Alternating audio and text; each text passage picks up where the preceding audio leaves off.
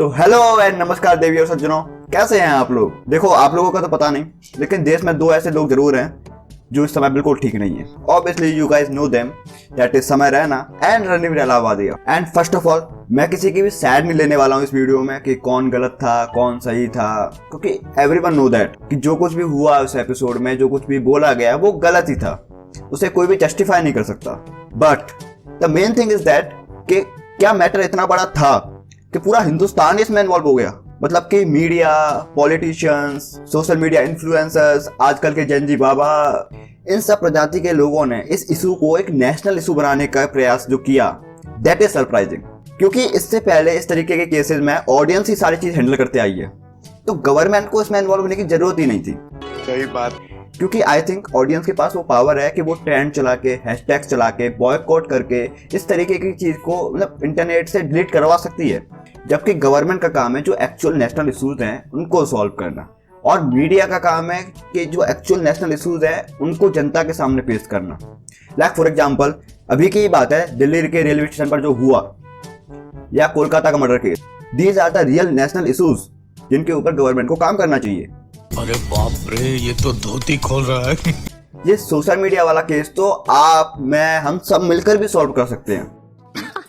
सही पकड़े हैं। और इन सब में जो सबसे इंटरेस्टिंग बात मुझे पता चली कि मुंबई पुलिस ने इंडियाज गॉट टैलेंट के स्टूडियो में जाके तलाशी ली। पर क्यों?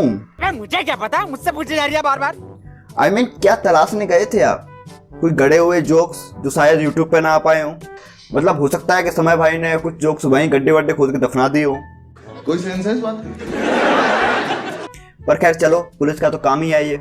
अगर एफआईआर हुई है तो पुलिस तो इन्वेस्टिगेट करेगी। But what I feel in genuine is that कि पॉलिटिशियन इस केस में इसीलिए घुसे हैं क्योंकि रूलिंग पार्टी चाहती है कि कंटेंट क्रिएटर्स की इंडिपेंडेंसी खत्म कर दी जाए। Specially creators like Dhruv Rathee, जो कि सच्चाई दिखाने के चक्कर में गवर्नमेंट पार्टी का ही काला चिट्टा खोल के रख देते हैं। एंड ऑब्वियसली कोई भी पार्टी या गवर्नमेंट ये नहीं चाहती कि उसकी सच्चाई सबके सामने आए। तो जिस प्रकार से इस समय गवर्नमेंट मीडिया चैनल को कंट्रोल कर रही है, उसी प्रकार से अगर गवर्नमेंट का कंट्रोल कंटेंट क्रिएटर्स पे हो जाता है तो फिर जनता को सिर्फ उतनी बातें पता चलेंगी जितना गवर्नमेंट चाहती है। और मैं ये बात किस बेसिस पे कह रहा हूँ ये भी आपको बता देता हूँ। जैसा कि मैंने आपको पहले भी बताया कि देश में बड़े बड़े इश्यूज चल रहे हैं, लाइक कुंभ में जो इंसिडेंट हुआ, या दिल्ली रेलवे स्टेशन पर जो इंसिडेंट हुआ, या कोलकाता मर्डर केस, बड़े बड़े इश्यूज हैं। पर देश के so called number 1 news channel पर क्या चल रहा है? नमस्कार, आप देख रहे हैं आज तक आपके साथ मैं हूं अंजना ओम कश्यप। 8 महीने हुए हैं जब 4 जून 2024 को लोकसभा के नतीजे आए थे और भारतीय जनता पार्टी 240 सीट लाकर एनडीए की सरकार बनाने में कामयाब हुई थी। तीसरी बार नरेंद्र मोदी बने देश के प्रधानमंत्री। लेकिन क्या कहता है देश का मिजाज आज? यानी अगर आज हो चुनाव तो किसकी बनेगी सरकार, किसकी आएंगी कितनी सीटें? क्या प्रधानमंत्री नरेंद्र मोदी की लोकप्रियता में उछाल है, या फिर है गिरावट? बीजेपी की सीटों में उछाल या फिर गिरावट? लोकसभा के नतीजों के 8 महीने बाद वोट प्रतिशत के नजरिए से अगर हम देखें तो इंडिया गठबंधन कहां खड़ा दिखता है, एनडीए कहां खड़ा दिखता है, बीजेपी कहां खड़ी दिखती है, कांग्रेस पार्टी कहां खड़ी दिखती है।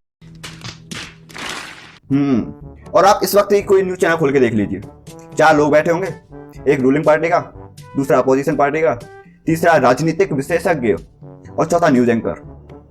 एंड इन चारों के बीच में एक बिना बात की बहस चल रही होगी और इन लोगों को डैश फर्क नहीं पड़ता कि देश में क्या चल रहा है। बेरोजगारी और भ्रष्टाचारी जैसे मुद्दे तो इनके लिए एग्जिस्ट भी नहीं करते। तो एज ए रिस्पॉन्सिबल सिटीजन ये आपके ऊपर डिपेंड करता है कि आप किस चीज को एक नेशनल इशू मानते हो, एक कॉमेडी शो को या एक मर्डर केस को, क्योंकि पूरा ही पूरा सिस्टम तो लगा ही हुआ है आपका ध्यान भटकाने के लिए। And in the end of this video एक चीज मैं बिल्कुल क्लियर कर देना चाहता हूं कि that is my opinion, my point of view that I want to share with you. That's not mean कि मैं समय भाई को सपोर्ट कर रहा हूं, क्योंकि मैं भी यही मानता हूं कि कॉमेडी की एक लिमिट होती है एंड उसी लिमिट तक कॉमेडी अच्छी लगती है। And I think Samay bhai will take care of this in future. That's for today's video. Comment section में जरूर बताइएगा do you agree with me और नॉट, and I will see you guys in the next video. तब तक के लिए thanks for watching.